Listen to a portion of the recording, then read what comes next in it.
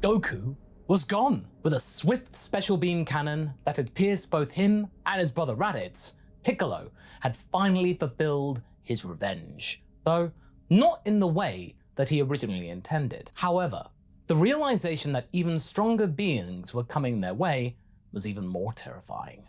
Krillin, Bulma, and Roshi could do nothing about the son of the Demon King taking Gohan, which made the humans feel unusually helpless. So, what are we gonna do now?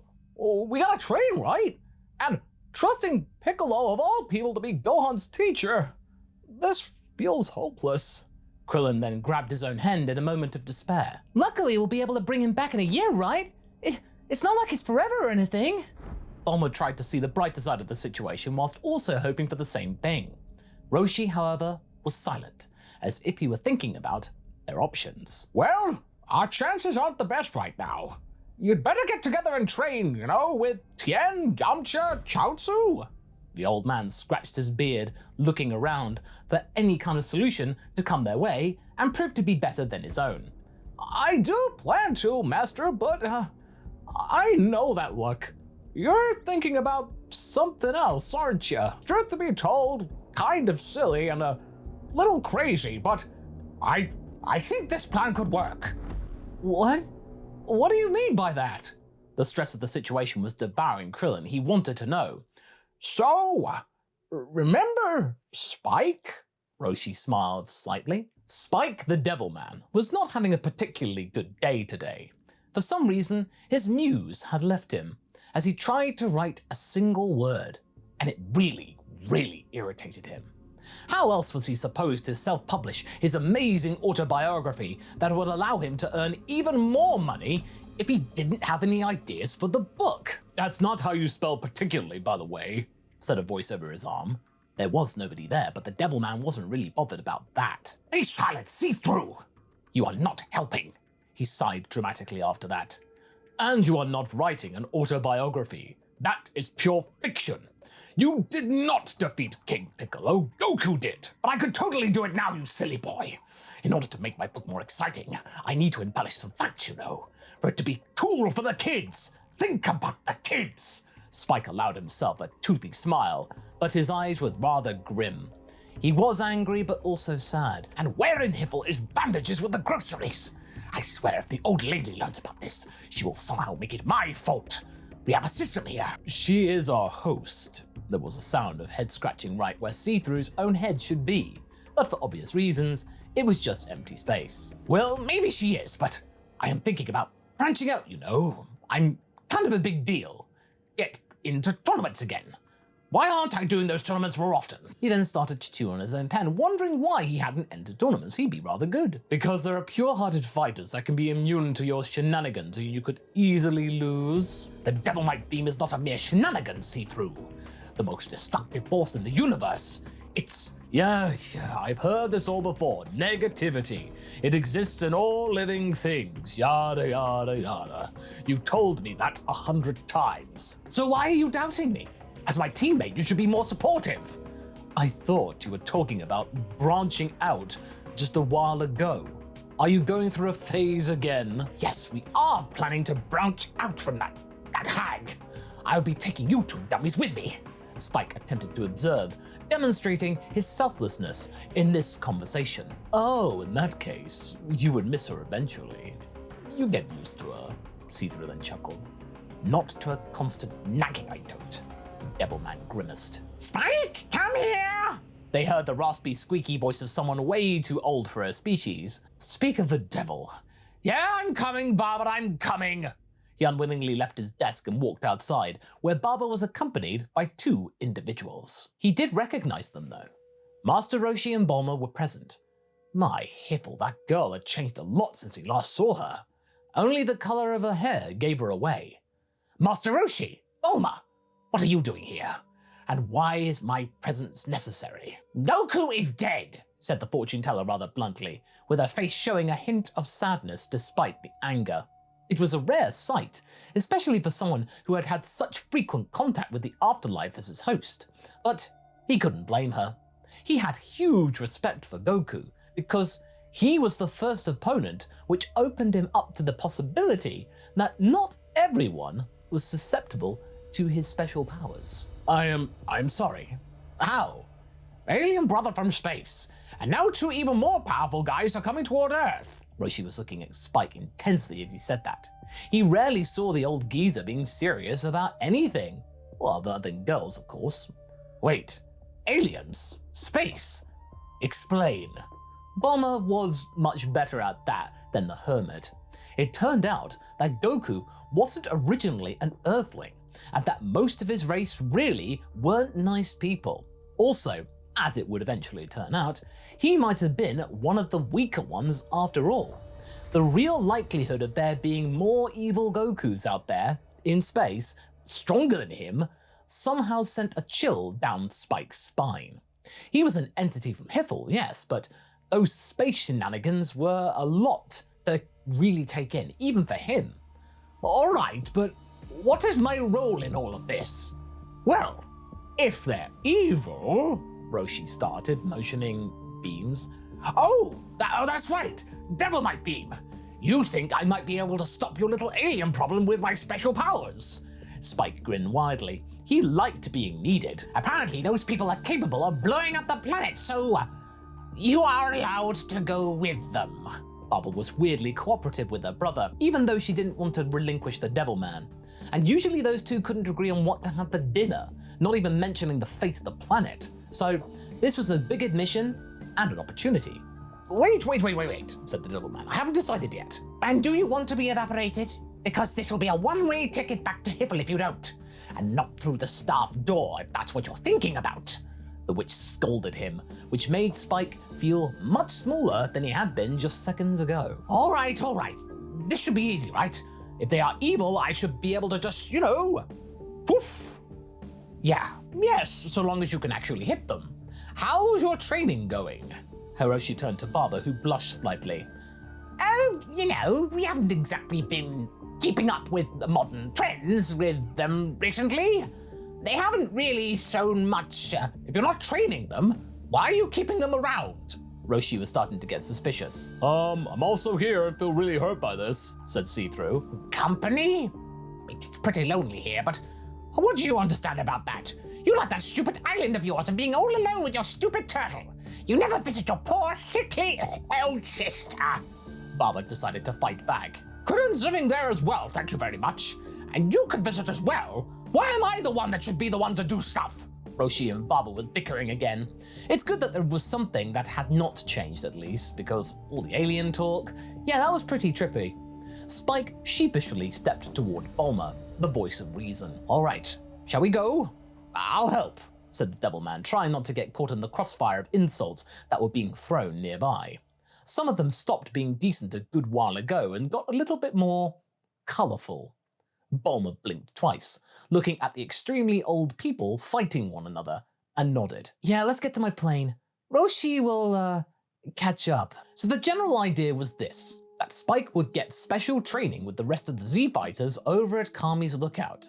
Originally, the Guardian was not very enthusiastic about the idea of having a literal devil at his place of residence, but Mr. Popo reminded him that Spike technically was the one that punished the sinners, and that he was technically, playing on Team Good Guys. Even though his nature, his origins were a little bit demonic. It turned out sadly though, that besides his Devilmite beam, Spike was way behind with his training. In fact, he'd barely done anything at all since they last met. So there was a lot of work involved in trying to get him into shape. Not only that, but during one of their hardest trials, when the group visited a vision of planet Vegeta, Spike was completely unable to use his main weapon, despite the fact he was going up against past Saiyans. On one hand, it was reassuring that this terrible training session wasn't real, but on the other hand, everything felt a lot more challenging than expected. But what was even more assuring was that the fact that Goku was apparently having a training session of his own that was hard, with King Kai himself. While Spike was more familiar with Hiffle's hierarchy and internal workings, he did know a lot about the man inherently. It was almost a good thing that Goku had got there. It was a rare honor to train with him, though the Devilman heard that he was a rather demanding teacher. During his own training regime, Spike managed to befriend the Z-Fighters, although it was a rather rough friendship, let's just say that. You know, man, I'd appreciate it if you stopped using my low self-esteem against me. That hurts, said Krillin, scratching his head after yet another session. Sorry, my boy. However, it resonates with what you already possess. You should feel lucky that I've learned how to shoot that thing in less concentrated doses. Otherwise, you would be, dust right now. Very lucky. Krillin massaged his aching forehead. I hope Gohan's okay, though. Yamcha expressed his worries. Spending so much time with that monster Piccolo. That can't be good for the kid. You mortals made strange bedfellows, but fear not. I'm sure that I can handle the son of the Demon King if he's as evil as his dearest pappy was. Spike grinned. He actually sent one of his children after me, didn't you know? He did? A brief flashback of his last encounter with Tambourine shocked Krillin. Oh, don't you forget, I once won a world martial arts tournament. I zapped him and boom, he was gone. Right, see-through? See-through? The Z-Fighter said in unison, rather surprised. I've been here the whole time, said the voice behind Spike. Wait, even in the weird time travel vision room? Tenshinhan couldn't believe his ears. Yes, said the voice politely, but also tiredly. So, why weren't you helping, man? We really could have used an extra pair of hands. Yamcha was starting to get angry. Well, because it wasn't my test to partake in, right? This thing is way out of my league, but I believe in you guys. You got it. Thanks, See-Through. Krillin began his sentence, but the Invisible Man interrupted him immediately. Hopefully, because if you don't, we're all as good as dead. See-Through finished his thought very bluntly. There was a moment of awkward silence, broken only by a little cough from Chaozu. We should probably, eat something. Yeah, good idea, sure. I'm hungry like a wolf. The unlikely allies went over to get some sustenance, as the day of the invasion was drawing ever closer. And finally it came. 2 insanely high power levels invaded Earth. Before anyone could get to them, those 2 had already started to toy with Earth's defense force, as if it were nothing. When they were flying toward them, they noticed that Piccolo and his new student were also approaching. Indeed, Spike recognized the striking resemblance between Gohan and his father. Gohan was very similar to Goku, and actually wasn't looking as evil as he had expected. It seemed that the Demon King Jr. wasn't that harsh toward him. The Demon King Jr. reciprocated his suspicious look. Who's this clown? I don't recognize him. Piccolo scoffed coolly. Spike the Devilman! He's here to help! Yamcha felt intimidated by the Green Man, but also tried to act cool, only gritting his teeth in the process. Well, Devilman, I hope you know that the King of the Demons outranks you, so you better not get in my way. Well, I was starting to believe that you might not be so bad, but that was a rather unusual first impression otherwise, Spike smirked. They didn't have much time to bicker amongst each other as they neared the Saiyans' location. Oh, well. Look here, Nappa. We have a welcome committee. I am Prince Vegeta, the conqueror of this world, and I demand to know— Wait, where's Kakarot? Oh boy, we're surrounded by loyalty today, aren't we? Said See-Through. What? Who said that? Nappa looked around nervously. What? Spike whispered to Krillin. Oh, they call Goku that name apparently. It's his, Saiyan name. Before you get to fight Goku, you first fight us. Piccolo looked at them coldly. Oh, that's precious. What are their power levels, Nappa? They want to humor us, I see. Barely in their 200s, Vegeta. Well, the Namekian's slightly stronger, but it's nothing. What? Spike whispered to Krillin, but they didn't have much time for idle chit-chat, as the one calling himself Vegeta gave an order to his taller friend. Bring out the Cybermen! And the giant took out some weird seeds that quickly turned into noisy, irritating little green men. They were a nuisance, and one of them almost took out Yamcha in one go, but they managed to save him this time. The Saiyans were delighted. Oh look, they might prove to be a bit of a challenge after all. Nappa, you can have a first bite at their cherry. With pleasure, Vegeta. And the giant started charging toward the group. Halt! Spike jumped in front of the group. This confused the big guy. Don't move any further, or I will use the power of negativity against your ugly face. Negativity? Wait, what? What's he talking about, Vegeta? Nappa was scratching his head. Negativity is the most destructive force in the world. its true power. Negative energy exists in all living things. Emotions like fear, anger, hatred, jealousy, and aggression create negative energy. I, Spike the Devilman, can manipulate this energy and convert it into beams of destructive power that annihilate anything in their path. And right now, my hulking foe, I have you square in my sights. Spike's words caused the Z-Fighters to loudly sigh, rolling their eyes in response. They had heard that speech so many times, my goodness. You actually think you can hurt me? Nappa's confusion changed into an amusement as he started to laugh. Ha! With your teensy power level? I don't know what's funnier, your little rubber suit or your talk. This is not a suit, Spike blushed. All right, wing boy, you want to show me your power? Give me your best shot. I'm waiting, Nappa grinned. Are you sure? Yeah, it'll be so nice to squish your head afterward, like a little bat you are, Spike shrugged. And soon, a purple spiral shot out of his hands. As the force reached Nappa, the laughing stopped. Soon, there was a shocked expression, grunts of pain, and then yelling. Ah, Vegeta! Vegeta! Stop! Too much negativity! The prince gasped as an explosion could be heard. It wasn't massive, but it left a huge hole on the left side of Nappa's chest, right where his heart should be. The hulking brute fell to the ground in an instant, leaving everyone who wasn't Spike absolutely stunned. So, the Devilman started.